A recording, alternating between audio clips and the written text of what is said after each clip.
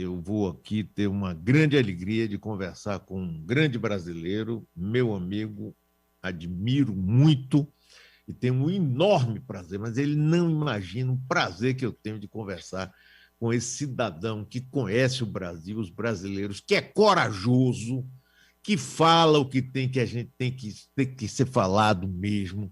Cada dia, Ciro Gomes, eu tenho mais admiração por você. Sou eu só não, porque eu não valho nada, mas é o povo brasileiro, aqueles que precisam de uma voz como a sua, um cérebro como o seu, um conhecimento desse país como o seu. Ciro, muito bom dia. Você está bem, meu amigo? Muito bom dia, Mário. Muito obrigado a você pelo privilégio que me dá mais uma vez, muito especial, de me dirigir à boa gente baiana, em tudo por tudo. Eu digo sempre, porque isso é o que eu sinto. Todo brasileiro que ama esse país é também um pouco baiano. E você, quando me dá essa oportunidade, eu sei que me permite falar com o povo da praia, com o povo do sertão, com o povo do recôncavo, enfim, com essa Bahia de todos os santos, com o nosso povo querido. E falar a você é falar a um grande brasileiro, sempre muito generoso comigo. Estou bem, estou aqui muito angustiado com tudo que eu estou vendo acontecer no Brasil, mas acho que a angústia tem que ser transformada em militância, em luta, e é isso que eu estou procurando fazer. E eu tenho acompanhado, Ciro, um trabalho incansável seu, viu? Você está num trabalho, você, rapaz, olha, outro ponto de admiração é exatamente isso. E a coragem sua, Ciro, de dizer o que está engasgado na garganta de muitos brasileiros. Eu queria que você fizesse, para começar, assim, uma avaliação desse governo Bolsonaro, Ciro. Olha, Mário, sem nenhum favor, e eu posso sustentar isso com números, ou sem nenhum preconceito, eu diria melhor, o pior governo da história brasileira. Por todos os argumentos que se queira considerar. Aqueles argumentos que explodem na casa do nosso povo, não é, fazem juntar a mais grave crise econômica com a mais grave crise de saúde pública. E nós estamos manejando essas duas crises sem precedentes no Brasil de uma forma absolutamente desastrada e criminosa.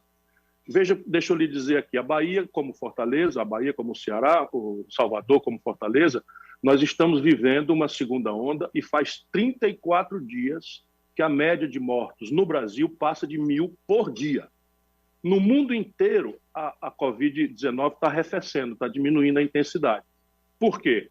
Porque é uma doença que não tem remédio precoce. E o presidente da República, como um charlatão, isso é um capítulo, é um artigo do Código Penal, prescrever remédio sem estar habilitado para isso, desorientou muitos brasileiros, inventando, e ele próprio prescrevendo remédio como ivermectina, que está gerando muitos problemas de hepatite medicamentosa, jovens, muito jovens, precocemente precisando de transplante de fígado. Ou a tal cloroquina que ele comprou por 6 vezes o preço, dando uma ordem ao Exército Brasileiro para comprar um remédio que não presta para rigorosamente nada, a não ser para aquilo que foi criado, que é a malária.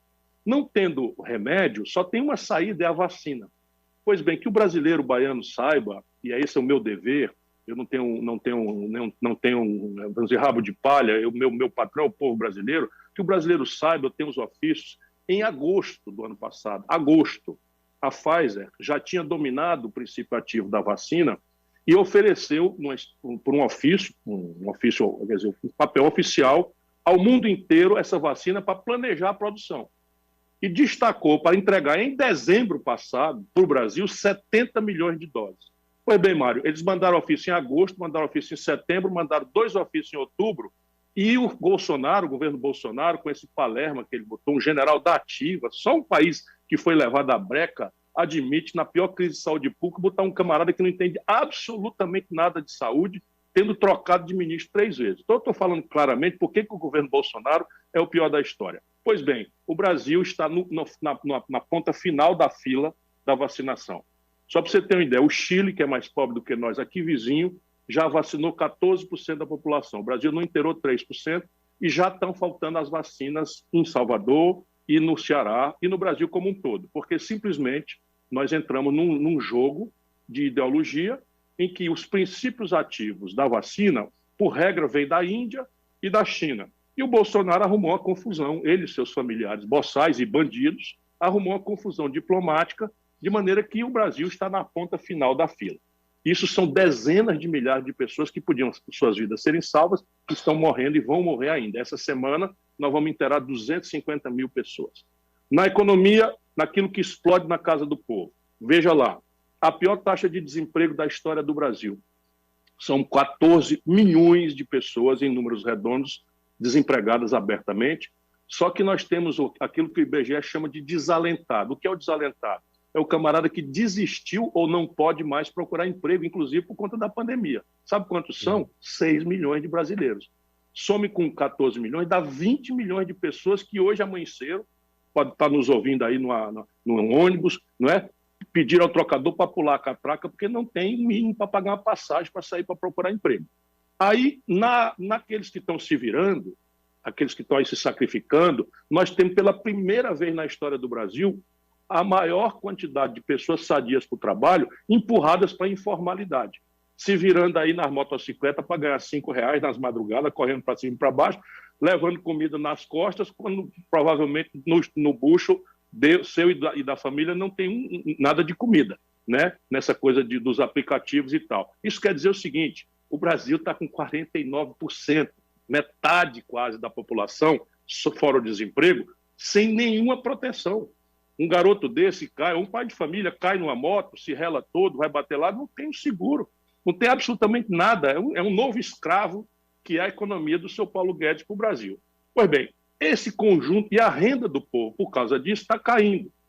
Isso significa, Mário, vamos lá para o lado dos brancos, né, dos engravatados, dos ricos. Né? Significa o seguinte, como o povo está perdendo renda pelo desemprego aberto e pela informalidade selvagem, o que está acontecendo? O comércio está fechando as lojas como quem fecha, não é? Como quem mata mosca numa churrascaria de beira de estrada, naquele bicho que torra mosca na coisa. É a maior quantidade de quebradeira da história do Brasil. Nós tivemos em dezembro 6% de queda no comércio. Dezembro é o ano mágico. Nós tivemos 6% de queda. Vamos inteirar o trimestre, março, caindo a economia negativa. Agora vamos para dentro do bastidor da economia que eles não querem que o povo saiba. Se você olhar para trás, nos últimos 12 meses, deixa eu sustentar com números por que o Bolsonaro é o pior governante da história do Brasil. Estou mostrando aqui os números. E quem quiser contestar, o número aguenta a pancada. Número é número. Não é minha paixão, meu desprezo profundo pelo Bolsonaro e pela sua família e pela quadrilha que ele instalou no poder no Brasil. E eu também posso sustentar o que eu estou dizendo. Pois bem, olhando agora por detrás do bastidor da economia brasileira para ver o buraco que ele está produzindo para o futuro. Se nós olharmos para 12 meses para trás, a conta pública brasileira tem quase 900 bilhões com B de bola de reais de buraco entre o que o governo arrecadou e o que o governo gastou. Mas o socorro emergencial? Mentira. O socorro emergencial custou 238 bilhões e já foi suspenso fora da hora. Nosso povo está aí de novo com a fome batendo na porta, né, das casas de milhões de famílias no Brasil. 238 bilhões desses 900 bilhões de buraco foi o socorro emergencial. E esse dinheiro voltou todinho para a economia e para o governo, porque quem recebe R$600 gasta tudinho logo com comida e remédio. Não é? Isso volta com o imposto, volta na atividade das vendas, etc, etc. Pois bem, 900 bilhões de reais é o buraco na conta brasileira. Ele não tomou uma única providência para consertar essa conta. E está tomando uma providência essa semana que eu espero poder denunciar para o povo baiano, para a gente se levantar no Brasil, porque isso é simplesmente um golpe contra a Constituição de 88, mortal. Deixa eu continuar no número. A dívida pública brasileira, pela primeira vez, arredondou 90% de um ano inteiro de riqueza, que é o chamado PIB. E quando a dívida da gente explode, ela encurta o prazo e aumenta o preço dela, o juro. Claro, o agiota sabe, achando que você não vai dar conta de pagar, começa a exigir o dinheiro quente logo, empresta por um dia, por 2 dias, e pede um juro lá em cima. Pois isso está acontecendo. Os juros futuros no Brasil estão explodindo, eles vão pressionar para mudar a taxa de juros agora, por conta dessa quebradeira geral das contas do governo brasileiro. Muito bem. Por que eu estou denunciando isso? Porque conta pública é uma conta de somar igual o orçamento da gente em casa. É a receita, ou seja, o que a gente ganha, e a despesa, o que a gente gasta. Pois bem, o governo brasileiro teve que gastar mais com a pandemia, está tudo certo, teve que gastar mais com a pandemia, mas não tomou nenhuma providência na receita. E sabe o que eles estão propondo? Essa semana, atenção, povo baiano, nós precisamos nos levantar e não podemos permitir que isso aconteça. Eles estão propondo voltar ao socorro com R$250 por apenas 3 meses. Ainda a vacinação vai do jeito que desse passo de carga do manco vai demorar até o fim do ano. Pois bem, apenas 3 meses, R$ 250. Sabe de onde é que eles querem tirar o dinheiro, Mário? Não é dos brancos, não. Como o mundo inteiro está fazendo, eles estão propondo uma emenda na Constituição para acabar com o financiamento vinculado da saúde e da educação. Eu vi. Escute o que eu estou dizendo. É um negócio absurdo, porque hoje cada município é obrigado a gastar 25% do seu orçamento com a educação, que é a coisa mais importante, embora as pessoas tenham que ter, né? E gastar 12% com saúde. Na hora da pior pandemia da história, que o povo está já maltratado dos postos de saúde, eles querem tirar a vinculação e deixar frouxo. Sabe o que é que acontece? Acaba o Fundeb. Sabe o que é o Fundeb? É simplesmente a grana, o dinheiro que financia as escolas dos lugares mais pobres. Vão fechar escolas no Brasil, o pobre vai ficar sem matrícula. Então, esse é um governo absolutamente indizível. E aí, corrupção. Fez uma campanha moralista e agora a corrupção, meu irmão, a corrupção é no atacado. Estão roubando de braçada. Vamos aqui a alguns fatos e números. Vocês da Bahia estão levando uma pancada grave por cima da outra. A Ford escapuliu, foi-se embora, vai fechar um bocado de gente fora em Camaçari. E o polo petroquímico tomou uma pancada agora.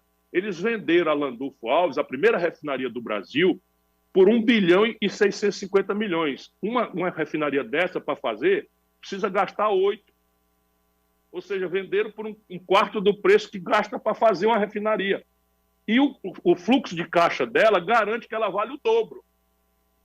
Veja o que eu estou dizendo. É aí que sabe o que acontece? Vende pronto.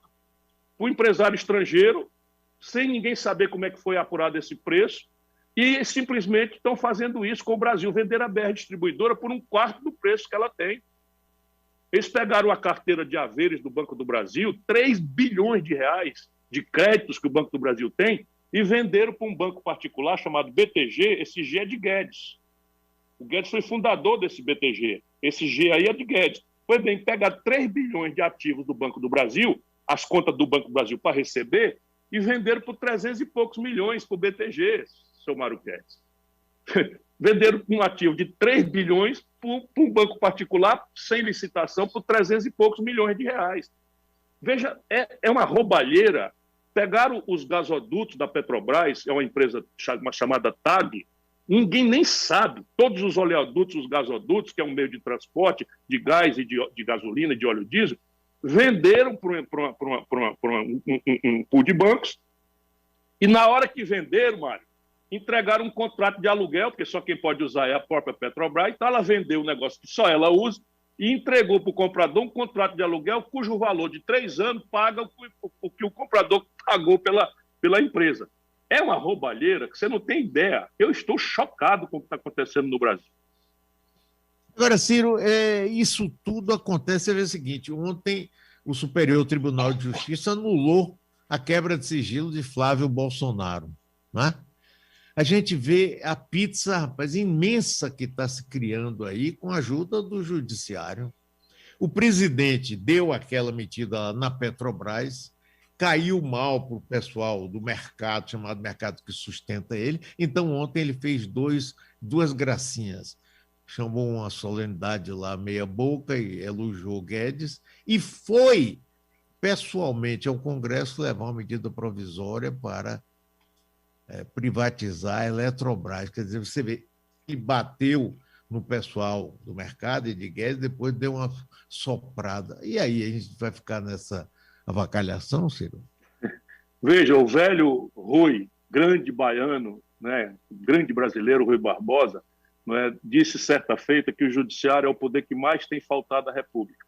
E eu ontem postei nas minhas redes sociais essa frase do Rui Barbosa. E, de fato, o judiciário brasileiro, né, a quem nós devemos respeito institucional, mas não podemos silenciar. É inacreditável essa decisão da 5ª turma do Superior Tribunal de Justiça, absolutamente.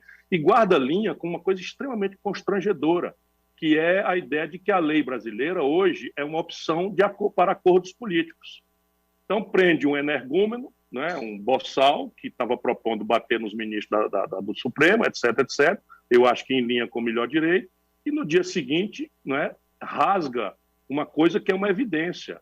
É a evidência de que o filho do Bolsonaro é um ladrão, que aprendeu a ser ladrão com o pai, que roubava igualzinho a ele. Que a turma brinca chamando de rachadinha, mas o nome disso no Código Penal é pecular. Deixa eu explicar ao povo baiano, mesmo aqueles que ainda têm simpatia pelo Bolsonaro, eu fui contemporâneo do Bolsonaro na Câmara Federal. Ele era deputado, eu também. E quem quiser entra na internet e compara se eu estou sendo injusto ou severo demais. O Bolsonaro roubava dinheiro da gasolina do gabinete. O Bolsonaro tinha sei quantos funcionários fantasma que só fazia assinar o recibo para ele botar o dinheiro no bolso. Uma dessas funcionárias é a filha desse Queiroz, que tem 10 mortes nas costas e que botou dinheiro na conta da mulher do Bolsonaro. Ou seja, quem ensinou os filhos e as esposas a roubarem, corrompendo, desde criança, os meninos, foi o próprio Bolsonaro. De repente se apresenta para o Brasil falando contra a corrupção. Esse país é um país que está realmente machucado. E aí você puxa a responsabilidade mais para cima, que é um pedaço da elite brasileira que desertou do país, que está pouco se lixando para o drama social, para a humilhação que o nosso povo está vivendo, para a violência, né, vulgarizada que caracteriza hoje a vida do nosso povo nas favelas, nos morros, nas palafitas, por aí afora, e simplesmente sonha em ter uma casa em Miami e quer tirar daqui tudo que puder tirar e que o povo vá para a breca. E é isso que é o grande drama brasileiro hoje. Ciro, agora, do ponto de vista político, ontem eu entrevistei Fernando Haddad, que foi lançado como pré-candidato a presidente por Lula. E perguntei se não haveria conversas com você, inclusive com o PDT, né, para a gente ter uma condição de competir com força contra Bolsonaro, que já vem trabalhando desde o primeiro dia da presidência. Ele virou e disse o seguinte: nós temos que trabalhar o segundo turno. O primeiro turno vai todo mundo, nós temos que trabalhar o segundo turno, porque se houver um acordo prévio, quando chegar no segundo turno, quem for para o segundo turno contra Bolsonaro terá o apoio dos demais. O que você acha disso? Bom, esse é um filme cujo fim a gente já conhece. Nós não estamos em 2018, nós estamos em 2022. Em 2018, vamos avivar a memória do nosso sofrido povo, né? O Lula preso, inelegível pela lei da ficha limpa que ele próprio botou em vigor, se anunciou candidato, explorando uma gratidão que aqui para cima do Brasil nós temos muito grande com ele, com razão, né? Mas de costas voltadas para uma repulsa, para um ódio antipetista, parte justa Sim. e parte injusta, que da Bahia para baixo é um desastre. Deixa eu avivar a memória do povo. O Lula e o PT ganharam muitas eleições em São Paulo. Bolsonaro, no segundo turno, tirou quase 70% dos votos em São Paulo. O Lula ganhou todas as eleições no Rio de Janeiro e em Minas Gerais, e agora, nas eleições de 18, o Bolsonaro tirou quase 70% dos votos do Rio e de Minas Gerais. Lá para o Sul, Mário, Rio Grande do Sul, Paraná, onde o conservadorismo é um pouco mais exacerbado, é 80%, 70%. No Centro-Oeste, no Norte, é 70% contra. O que houve? Nosso povo, de repente, generoso como sempre foi conosco, virou tudo direita, gado, fascista? Eu não aceito isso. E o PT, esse é o problema do PT e do lulopetismo. Não é do PT, porque eu, por exemplo, me dou muito bem com o Jacques Wagner, com o Rui Costa, para falar em dois baianos extremamente qualificados, que pensam diferente, embora sejam constrangidos aí pelas questões internas do PT. Mas o Lula não consulta ninguém, virou um cacique que ele manda e o resto obedece, diz amém, e aí não tem reflexão. Por que o nosso povo, que nos deu tantas vitórias, de repente fica 70% contra? A explicação é simples. É assim, com o Lula, no primeiro momento do PT no governo, quase 50 milhões de brasileiros melhoraram de vida. Vamos aos números que sustentam o nosso debate. O salário mínimo saiu de $100 a poder de compra para $320 nos dois governos do Lula. E aqui no Nordeste, por exemplo, 7 de cada 10 trabalhadores que têm carteira assinada, que está virando uma coisa rara, ganham salário mínimo. Então, se eu ganhava o equivalente a poder de compra a $100, a gente usa o dólar para comparar 10 anos depois, porque o dólar não muda tanto. E, de repente, eu passo a ganhar 3 vezes mais, eu pude comprar 3 vezes mais comida, né, melhorar de vida, etc. O crédito era 15% de toda a riqueza brasileira, era crédito. O Lula puxou para 55%. Isso expandiu o crédito consignado, o Pronaf, né, o crédito, enfim, crédito do FIES, para estudantado, etc. Explodiu o crédito no Brasil.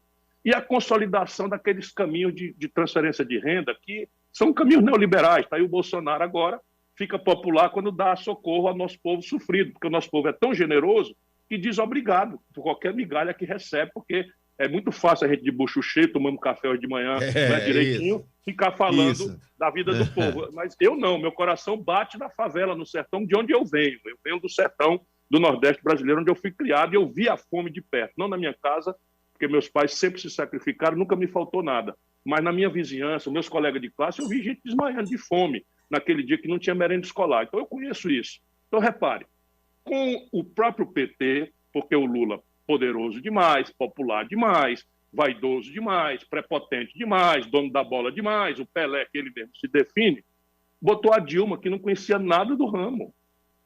Compreende? Para continuar mandando. Aí o que aconteceu? O próprio PT que fez isso desastrou o Brasil. Vamos aos números. Sabe aquele salário mínimo que cresceu de 100 para 320 dólares? Sim. Com a Dilma caiu para 200. Hoje o Brasil só tem um salário mínimo menor no mundo do que a Venezuela. Aqui na América do Sul, todinha, todos os países são mais pobres do que nós, o salário mínimo é menor. Começou a queda do salário mínimo com a Dilma e o Bolsonaro está acabando de liquidar. O PT, o Lula petismo, pensa que o povo é burro, o cara sentiu no bolso, meu irmão. Sabe aquele crédito generoso que saiu de 15% para 55% do PIB? Virou humilhação no SPC. Sabe quantos brasileiros estão nos ouvindo hoje? 78 milhões de brasileiros estão com nome sujo no SPC e daí não vão sair se a gente não fizer um programa para ajudar a resolver. Sabe quantos desses são estudantes do FIES? 11 milhões. Eu rio para não chorar. 11 milhões de jovens brasileiros no começo da vida estão com nome sujo porque pediram crédito do FIES para estudar.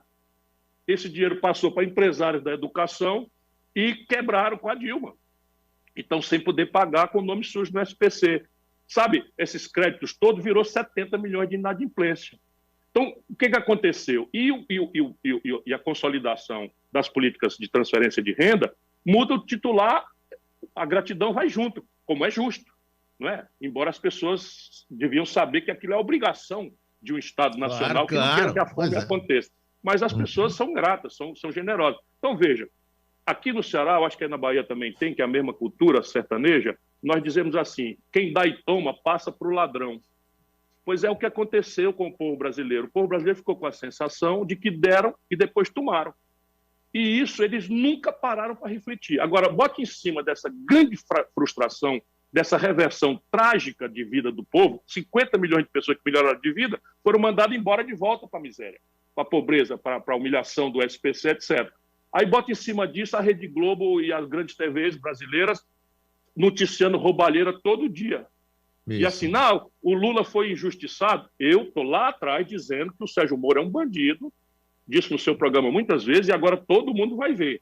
O Sérgio Moro é um justiceiro, um bandido, que hoje simplesmente trabalha para uma firma americana que está contratada pela Odebrecht, que é uma empresa baiana, brasileira, multinacional, que ele quebrou, e a firma americana que está tomando conta da massa falida da Odebrecht contratou o Sérgio Moro e paga para ele para fazer pareceres no estrangeiro contra o Brasil. O primeiro trabalho foi assinar um parecer que ele não sabe ler, nem escreveu, o Sérgio Moro, além de tudo é muito despreparado, assinou com o nomezão dele famoso contra a Vale do Rio Doce no arbitragem internacional. Esse é o seu Sérgio Moro. E hoje nós estamos ficando sabendo que ele estava mancomunado com os serviços de segurança dos Estados Unidos, atuando aqui no Brasil sem os canais diplomáticos, sem os canais institucionais corretos. Pois bem, que o Lula foi injustiçado nos processos, ninguém duvide disso. Agora, o Lula foi quem botou o Michel Temer na linha de sucessão. Poderoso demais, não é? Botou o Michel Temer. O Lula foi quem botou o Eduardo Cunha na presidência da Câmara. O Lula foi quem entregou Furnas ao Eduardo Cunha para ele roubar. O Lula botou o Gedel, outro baiano conhecido e notório, aquele dos 51 milhões de reais nas malas, condenaram a senhora mãe dele, que não tem culpa de nada, provavelmente, a não ser de ter sido usada, né, de forma absolutamente atrabilhada. O Lula botou esse camarada no Ministério da Integração Nacional. E a Dilma botou esse camarada na vice-presidência da Caixa Econômica Federal. O Palocci vai me perdoar o Haddad, mas faz de conta que a gente é idiota, que o povo brasileiro é todo imbecil. O Palocci era o braço direito a quem o Lula entregou o comando da economia brasileira. O Palocci é réu confesso. Sabe quanto ele devolveu, Mário? 100 milhões de reais. E ainda guardou um trocado de 40 milhões de reais numa delação premiada. Aí vamos fazer de conta que não aconteceu nem a crise estratégica que destruiu a economia brasileira. Com a Dilma, a economia brasileira caiu 3% no ano, 3% no outro, sem pandemia. e, por cima disso, uma roubalheira orgânica, eles pensam que o povo é idiota. Resultado, estão fazendo o mesmo filme e o resultado seria o mesmo se o povo brasileiro não tivesse acordado para ver que o Bolsonaro é uma tragédia, que o antipetismo não pode virar uma reação de ódio. Nós temos que achar um caminho que não seja a continuidade do Bolsonaro, nem a volta ao passado lulopetista, que não vai conseguir voltar. A única coisa que pode ressuscitar o Bolsonaro é o lulopetismo. Pois é, então, outro dia, conversando aqui com João Santana, que eu gosto muito, foi inclusive meu secretário de comunicação quando eu fui prefeito, e é um sujeito muito inteligente, tem uma visão da política brasileira extraordinária. Ele disse: uma chapa para vencer essa eleição seria Ciro Gomes presidente e Lula vice-presidente.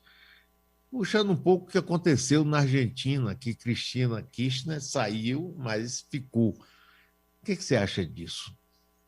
Olha, como eu sou parte dessa análise, eu tenho que cultivar a modéstia. O Lula é muito maior do que eu, e eu tenho humildade, sempre terei de reconhecer isso, é muito maior do que eu, teve uma passagem extraordinária na presidência da República. O grande problema na política sul-americana e brasileira é o caudilismo. Nós estamos pagando mazelas do Fernando Henrique.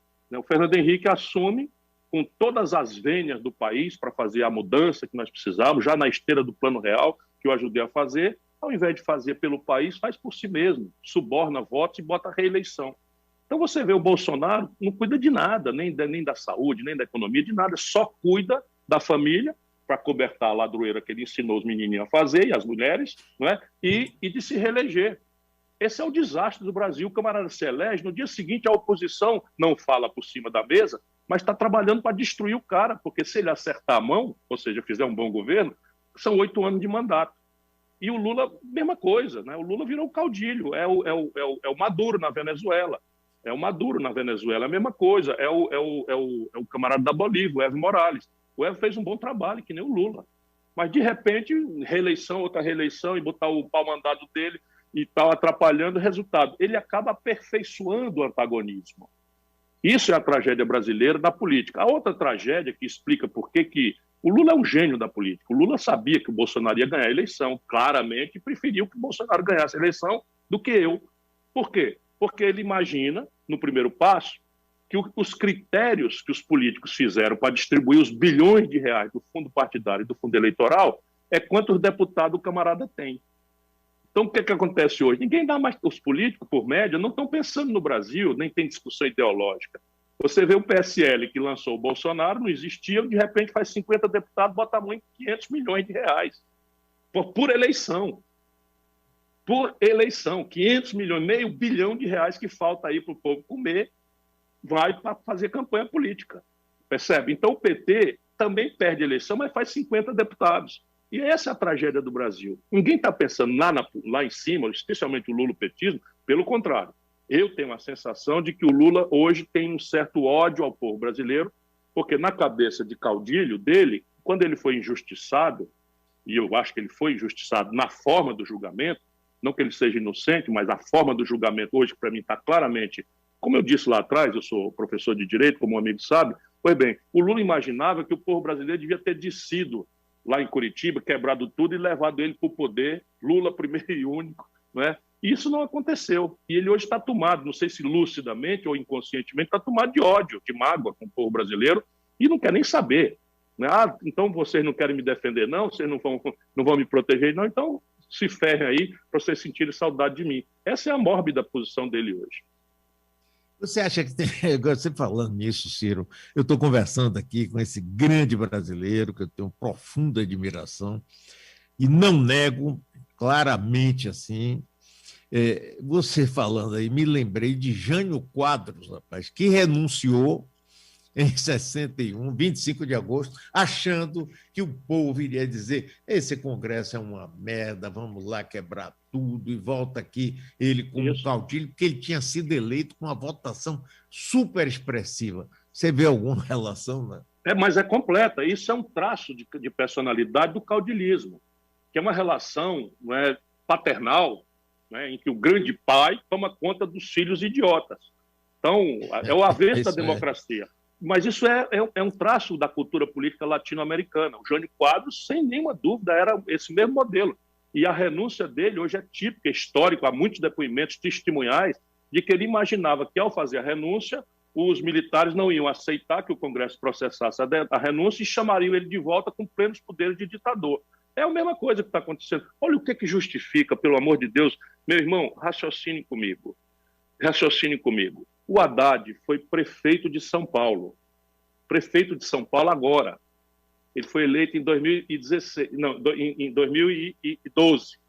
Ficou até 2016. Com o apoio do Lula, e eu indiquei o vice, nós lançamos o Haddad para a reeleição dele em São Paulo. Sabe o que aconteceu? 2 aninhos, um aninho antes das tratativas da sucessão de 2018, o Haddad perdeu as eleições em São Paulo com 16% dos votos. Perder a eleição está tudo certo. Mas se você perde uma reeleição no cargo, em todas as urnas, em todas as regiões da cidade, significa que você não foi aprovado. Porque a reeleição num país desequilibrado como o nosso é uma espécie de mandato de 8 anos com plebiscito no meio.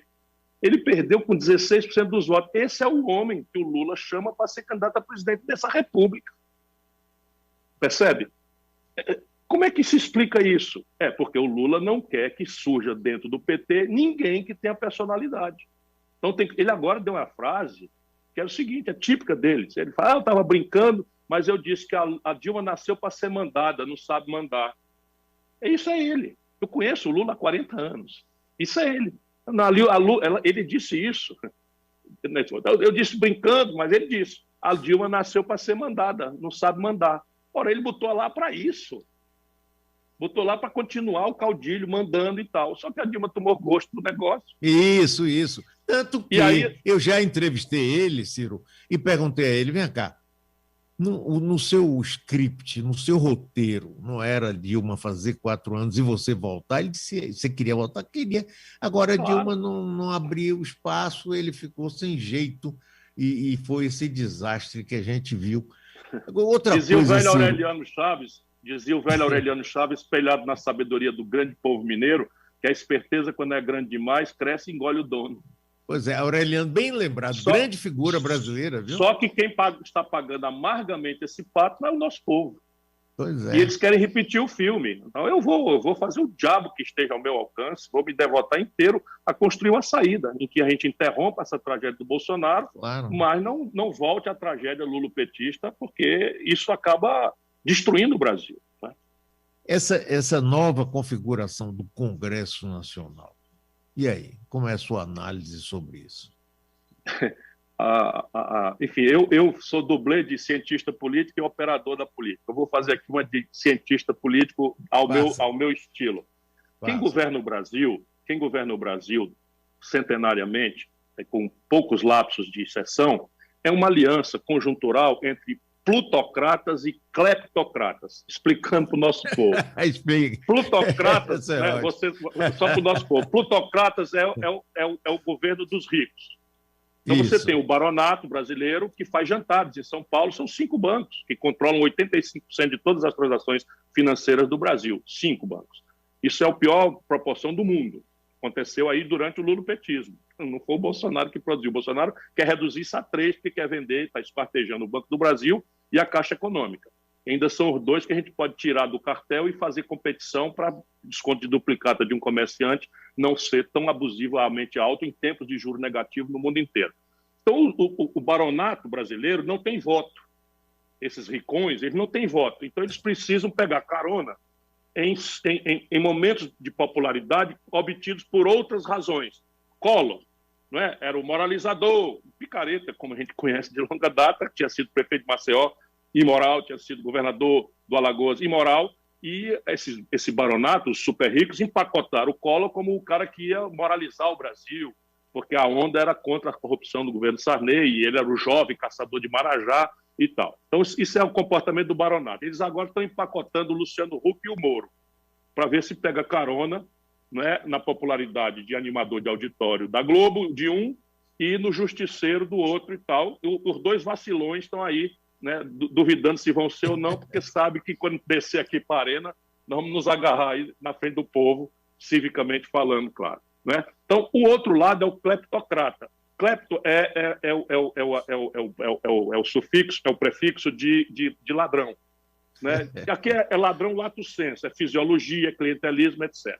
Então, veja, o Congresso Nacional Brasileiro tem uma dissintonia com o povo, que é um problema nosso, de cidadania. Porque, veja bem, aqui embaixo, onde nós estamos vivendo, 52 de cada 100 brasileiros são mulheres. No Congresso não tem nem 20%, nem um quinto de mulher. Então, você já vê, né, que o Congresso é masculino quando a sociedade é majoritariamente feminina. Depois, a sociedade brasileira é negra. Né? Tem uma característica majoritária de negro. No Congresso, se tiver 10% de negro, é muito. Então, você já vê outra dissintonia. Mas a mais grave de todas as dissintonias é a questão de classe. Por quê? Porque o pobre não se identifica como potente para tomar conta da política. E isso fragiliza a democracia num país. Por quê? Porque nós somos 80%, 90%. Se nós alargarmos da pequena classe média para pobre, 90% do povo brasileiro ou é pequena classe média ou pobre. No Congresso brasileiro, 80% é rico. Então, a única hora que o Congresso interage com o povo é na hora que o povo presta atenção às eleições. E aí, por que a gente elege gente tão diferente de nós? Por quê? Né? Por causa dos mecanismos de mediação. Dinheiro, mídia, né? Burocracias partidárias, porque o povo escolhe aquilo que nós, burocratas partidários, oferecemos como um menu. Se você entra num grande restaurante de Salvador, não é, e pede uma buchada, você não vai achar.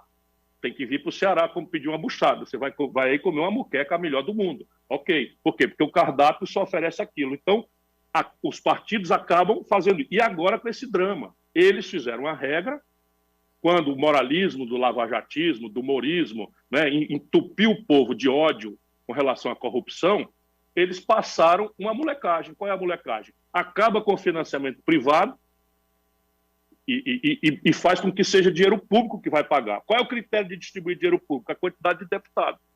Aí, meu irmão, ferrou. Ferrou. O PT não quer nem saber da sorte do povo brasileiro. Ele quer fazer 50 deputados para botar muito 600 milhões por cada eleição de fundo eleitoral. E assim praticamente todas as burocracias partidárias. Essa é a grande tragédia. Tem conserto? Tem, porque o povo presta atenção ciclicamente, de vez em quando determinados assuntos descem. Eu não assisto, mas eu vejo a repercussão. Veja o que está acontecendo nessas votações desse programa de bisbilhotice da vida alheia. Pois é, bisbilhotice da vida alheia e tal. As pessoas se divertem, não tem problema nenhum com isso. Porém, o que está acontecendo? O povo brasileiro, nesse momento, está votando, é um jogo, mas está manifestando esmagadoras maiorias, recordistas maiorias, contra o preconceito, contra o estigma, contra a arrogância, contra a conduta politicamente incorreta. Isto é relevante. Sociologicamente, é um jogo. A gente não pode transferir o jogo para a vida real. Claro. Essa moça que saiu aí é um artista, falou muita bobagem, não sei o que e tal, a gente tem que dar uma segunda chance para ela. Não pode misturar jogo com verdade. Diz que tem gente ameaçando a família dela. Peraí, um pouquinho. Isso é um jogo para diversão das pessoas que não tem outra diversão melhor, como as que eu posso ter, por exemplo. Ler um bom livro, né, assistir um bom filme, né, ouvir uma sonata, ou a abertura 1812 de Tchaikovsky com os canhões naturais, de verdade. Né, são coisas que a gente pode acessar e que não se dão ao povo brasileiro, porque eles querem, o processo das TVs comerciais é um processo de estupidificação coletiva, claro, permanente e tal. Claro. Mas o que eu estou querendo dizer é que quando a sociedade brasileira, aos milhões, centenas de milhões, toma o telefone, a internet para votar e está votando contra os valores errados. Ou seja, tem aí uma semente de um povo tomando posição. Não é? Por quê? Porque a miséria de massa, Mário, ao contrário do que o esquerdismo infantil supõe, não é revolucionária. A miséria de massa predispõe o povo à dependência, à fragilidade, à manipulação. E a gente precisa emancipar o nosso povo para que ele entenda que só o trabalho decentemente remunerado, protegido, né, é que bota uma nação para frente. Rapaz, isso que análise fantástica essa sua, Ciro. Ao mesmo tempo dá um medo danado na gente, porque você vê o seguinte, você mostra que a grande maioria do povo não está representada no Congresso e, portanto, na vida política do país. Como é que a gente quebra isso? Outro dia, conversando com um cientista político, ele disse o seguinte, que nós que somos contra o que está acontecendo, não temos uma linguagem adequada para acessar esses 80% do povo que você fala, né? E que permite que a gente tenha um Congresso que não tenha nada a ver com esses 80%. Portanto, permite uma eleição que não tem nada a ver com o anseio deles. Agora, ele mostra esse anseio no BBB. E aí, Ciro, o que é que a gente faz? Olha, eu tenho dito, para responder essa pergunta, que também é uma pergunta que eu me faço sistematicamente, que eu me proponho a governar esse país, com essa contradição. Portanto, eu, para além de ser um analista teórico, eu tenho que ter fórmulas concretas, práticas, para atacar essa contradição. E eu quero crer que eu achei na própria história brasileira. Então, eu resumo em 3 palavras: ideia, exemplo e militância. Por quê? Porque o discurso político está muito desmoralizado como abstração. A população perdeu a crença, porque pasteurizou, a marketagem faz com que todo mundo seja igual, e as pessoas, então, não gostam do sistema, não gostam da linguagem, é uma propaganda massiva denunciando as mazelas do Estado, de seus operadores, todo mundo é ladrão, todo mundo é pilantra. O PT, inclusive, prestou esse desserviço à nação brasileira com esse juízo moralista. E hoje, uma certa esquerda juvenil no Brasil também perdeu a perspectiva da vida do povo, porque perdeu a crença na revolução, vamos dizer, da igualdade. O que morreu foi o método, né? O método marxista-leninista morreu, desmoralizou-se. Mas a questão da desigualdade, da miséria, da pobreza, devem continuar sendo o grande mote que una o povo. Pedagogicamente, dizer, meu irmão, você está desempregado, o seu emprego vai surgir se nós fizermos organizar o governo assim, assim, assim, assado. Isto aqui é a ideia. Então, a ideia é formular um projeto, dizer concretamente, em 4 anos, eu vou botar, né, 1/3 dos jovens de 0 a 3 anos em creche, em tempo integral. Com isso, eu mato 2 coelhos. Primeiro, eu vou em socorro das crianças na hora mais crítica, que as ciências modernas explicam, que entre os 0 e 3 anos é a hora que a arquitetura do cérebro das crianças está se desenhando. Se você não chegar ali com a devida alimentação, com o devido afeto, com a devida socialização, essa criança já vai ter prejudicado. E veja o que está acontecendo com o povo brasileiro, a tragédia que está acontecendo. O outro coelho é que as mulheres estão angustiadíssimas por essa dupla jornada de trabalho que a estrutura conservadora brasileira ainda lhes obriga, que é tomar conta de casa como provedor e correr na rua para ganhar dinheiro, para prover a família, quase agora, por maioria, chefiada por elas próprias. Então, isso é um exemplo prático do que eu estou dizendo. A ideia, formular um projeto, dizer como é que vai ser, dizer de onde é que vem o dinheiro para quem tiver dúvida, acreditar. Exemplo, porque se conversa fiada não merece mais crédito, o exemplo se impõe. Então é o seguinte, o Bolsonaro roubava dinheiro da gasolina. O Bolsonaro roubava dinheiro de funcionário fantasma. Se eu tenho essa informação, e eu preciso cuidar de quando eu for votar, abrir o ouvido. Não para grupo de WhatsApp, manipulação e tal, mas ouvir todo mundo. Nenhum povo se apaixona por político. O povo sabido bota o pé atrás. Nem entra no preconceito de que todo político é bandido, porque só os bandidos aproveitam isso, mas também não entra nessa de que tem mocinho, gente boa. Não. Tem que botar o pé atrás e, meu irmão, de onde é que você vem? O que é que você andou fazendo? Quem é você? Quais são as suas companhias? O seu adversário está dizendo tal coisa. Isso é mentira ou verdade? Cadê a prova? Vamos olhar, vamos dar um trabalhinho. A gente vota no BBB com cuidado, vamos votar nos políticos que representam e decidem a nossa vida. As pessoas não têm clareza que o preço que está explodindo no supermercado, que é outra tragédia do Bolsonaro, é a volta da caristia. Eu ajudei a fazer R$1. Nós estamos com a maior inflação desde 1994, Mário. A inflação do atacado está chegando perto de 27%. A gasolina subiu 27% antes de nós inteirar o segundo mês do ano. Esses caras são absolutamente trágicos. Voltando aqui. Então, o exemplo é o que vai explicar. Exemplo é o que vai explicar. Então, assim, vamos lá, não quero me gabar, mas eu fiz uma vida em que eu não tenho 2 senhores. Meu senhor é o povo. E aí, como é que acredita? Todo político diz isso. Eu fiz o seguinte, eu tinha 32 anos quando eu fui eleito governador do Ceará e já era ex-deputado e ex-prefeito. Tinha acumulado 3 pensões. Não quero recomendar isso para ninguém. Mas como eu era muito novo, achava uma imoralidade receber do povo pobre do Ceará 3 pensões para eu passar a vida ganhando R$80 mil por mês nas costas da população. Nunca aceitei receber.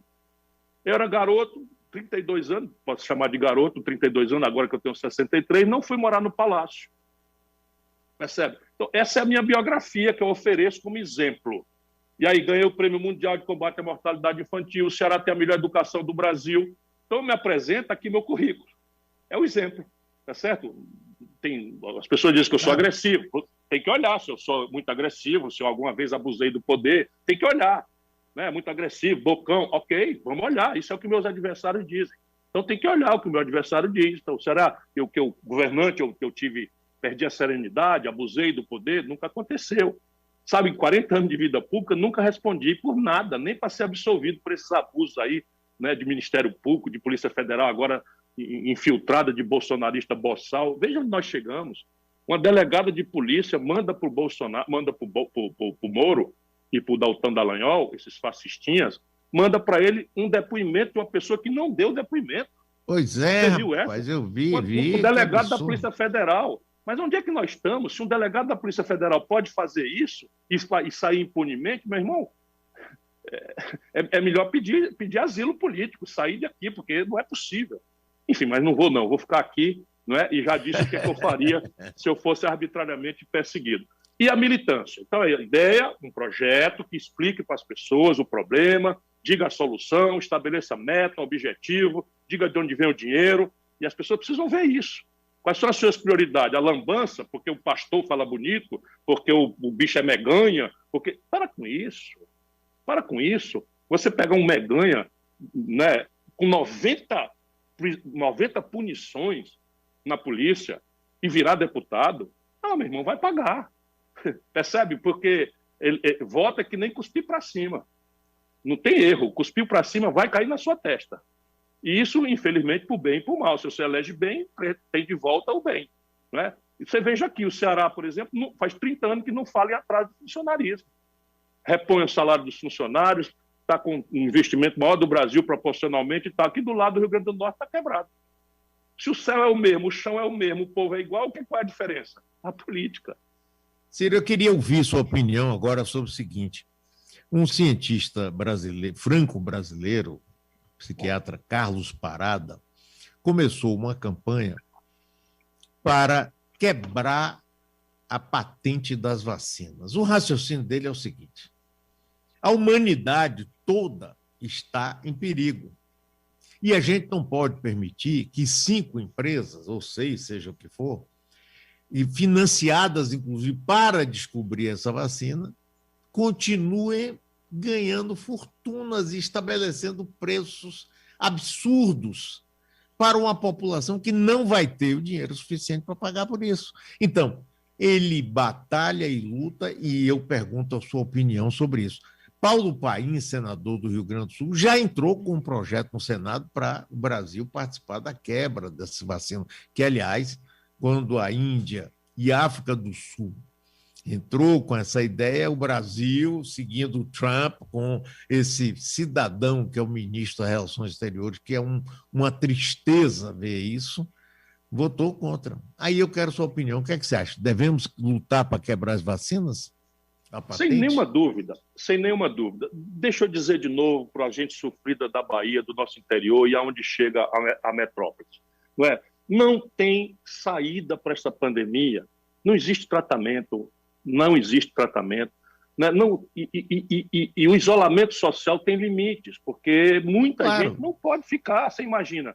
Aí fica um empresário do dinheiro querendo que volte, não sei o que e tal, mas o empregado dele vai entulhar dentro de ônibus, dentro de trem, né? Vai trabalhar e se contaminar e levar para casa o germe, matar a avózinha, matar a mãe. Portanto, nós só temos uma saída: vacina em massa.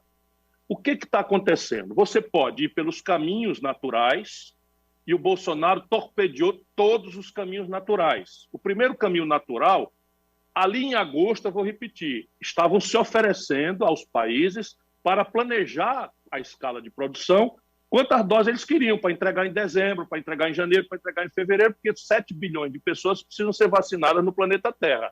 Então, desta feita, o problema de planejar era crítico. Bolsonaro não respondeu.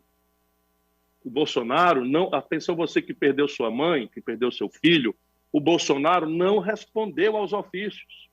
Depois, o Brasil tem 100 anos de tradição em vacinação do Butantan. 100 anos faz que o Brasil desenvolve vacinas no Instituto Butantan e na Fiocruz. O Butantan completou 100 anos agora. Pois bem, destruíram o complexo industrial da saúde no Brasil. Isso não foi o Bolsonaro. O Bolsonaro está só aprofundando. Isso aconteceu durante os governos Lula, Fernando Henrique, que destruíram. Então, o Brasil, um dos grandes países do planeta Terra, ficou dependente de insumos básicos. Quando começou a pandemia, a gente não tinha aqui EPI, equipamento de proteção individual. Nós tínhamos que importar máscara. Equipamentos básicos de tecnologia rudimentar, como respiradores, nós temos que importar, pedindo pelo amor de Deus. Enquanto isso, o Bolsonaro hostilizou a China, que é o maior provedor mundial desse princípio ativo da vacina. Hostilizou de nada, de graça, agredindo, insultando de graça. Ela é a maior parceira comercial do Brasil no mundo. Graças à China, nós temos um superávit de algo ao redor de 40 bilhões de dólares por ano, sem o que nós tínhamos simplesmente nem mais o agronegócio sustentaria no Brasil. Ele escolheu, em nome de quê? Vassalagem, vendilhão da pátria ao Trump, fazendo serviço sujo, e quem paga o pato? A China simplesmente botou o Brasil no fim da fila. Aí a matéria-prima que vem de lá, o Brasil entrou no fim da fila e está vindo a conta-gotas. Hoje, de ontem para hoje, chegaram da Índia, que é o outro grande provedor, que ele também hostilizou, neste assunto que você lembrou. Houve uma reunião da Organização Mundial de Saúde e a Índia propôs que os países se reunissem para quebrar a patente e podiam dali sair uma indenização aos laboratórios, né? Podiam indenizar, não tinha problema nenhum, mas para quê? Para poder replicar essa vacina no mundo inteiro com a velocidade que ela de salvar vidas. Sabe quem votou contra? O Brasil. A China ficou, assim, eu ia dizer emputecida, a China ficou enlouquecida de ódio. E aí também botou o Brasil no fim da fila. Resultado, dezenas de milhares de mortes. Agora, a grande saída hoje é apostar numa vacina brasileira. Fazer vacina, tecnicamente, não tem grande sofisticação. Se você botar uns tostões ali, desse dinheiro de leite condensado, vou fazer uma comparação. O dinheiro de leite condensado que botaram no Exército, que, aliás, está se deixando desmoralizar, picanha, cerveja, basta o dinheiro do leite condensado, você desenvolve uma vacina brasileira. Ô, brasileiro, é isso mesmo que eu estou dizendo. Sabe o que é a vacina? Você pega o germe, só para explicar para o seu ouvinte, eu sei que você já sabe disso. Você pega o vírus, aí vou fazer uma comparação aqui, dá umas pancadas nele, ou seja, esquenta, faz qualquer coisa, às vezes é mecânico, às vezes é químico, às vezes é termodinamicamente, você dá umas pancadas no germe, enfraquece ele, e bota ele no meio, no começo bota em camundongo, bota em coelho, e aquilo gera um anticorpo, o próprio corpo desenvolve e pega o vírus enfraquecido. E esse anticorpo é a vacina. O Brasil sabe fazer isso há 100 anos. O Brasil sabe fazer isso, a Fiocruz faz isso de olho fechado. Agora, cadê o dinheiro? O dinheiro é para comprar gente para votar na Câmara. 3 bilhões de reais foram liberados de emendas para eles roubarem, por regra, tem exceções, 30%. Essa é a grande questão do Brasil, e as pessoas precisam saber disso. O Brasil botou agora 3 bilhões de reais de emenda para prioridade nenhuma, enquanto 50 milhões de reais aplicados na Fiocruz ou no Butantan, nós desenvolvemos a vacina brasileira. Como isso não está feito, tem que quebrar a patente. Agora, quebrando a patente, o insumo tem que ser produzido aqui no Brasil. Voltamos ao investimento. E nós estamos com o pior investimento em ciência e tecnologia da história. Pois é. Ô, Ciro, então estamos nessa. Eu estou, inclusive, participando disso ativamente. Agora,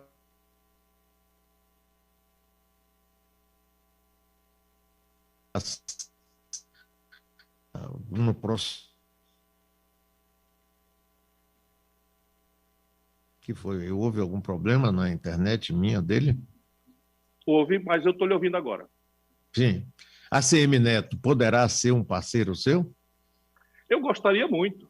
Gostaria muito. Por quê? Porque o problema brasileiro é tão grave, tão profundo, tão estratégico, que aquele que se aventurar a servir ao Brasil como próximo presidente da República, se essa for a minha grande e honrosa tarefa, dada pela bênção de Deus e pela mão generosa do povo brasileiro, eu vou precisar me apoiar em todo mundo que tem espírito público.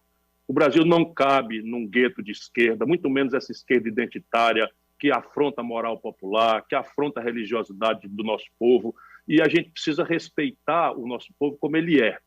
Não para aderir a esses fundamentalismos, a essas manipulações, mas para generosamente avançar juntos com o povo e entender que a política tem que ser separada da religião para que a política garanta a liberdade de você adorar a Deus do jeito que você quiser. Ou não adorar porque não tem capacidade de entender Deus. Mas ficar misturando política só deu em genocídio, em morte, em perseguição e tal. Enfim, então eu preciso alargar a minha proposta, porque o que pode ser feito no Brasil resolve o problema. Por exemplo, eu estou dizendo que está faltando dinheiro.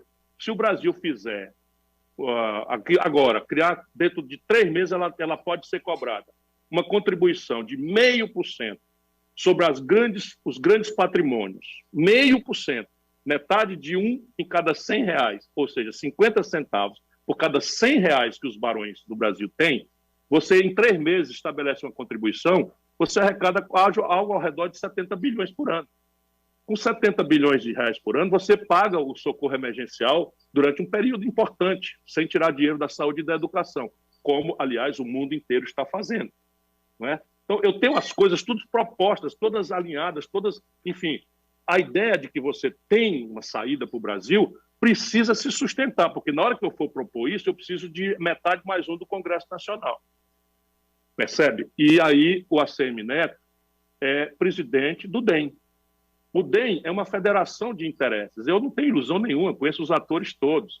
Então você tem, por exemplo, o Onyx Lorenzoni, é bolsonarista raiz. Né? Acabou de fazer um acordo, confessou que meteu dinheiro na mão de Caixa 2 e foi perdoado. Vai pagar uma multa de R$189 mil, que eu não sei de onde vai vir esse dinheiro, mas é do DEM. Né? O Ronaldo Caiado, que para mim é um bom amigo, é também simpático ao Bolsonaro. O Rodrigo Maia atritou-se aí e tal. E eu quero também. E aí o DEM faz o quê? O DEM vai lá, vem cá, vai lá, vem cá e tal. Eu quero só dizer, eu quero também. Se eu vou conseguir ou não, é a vida política que vai dizer. Muito bem. Ciro...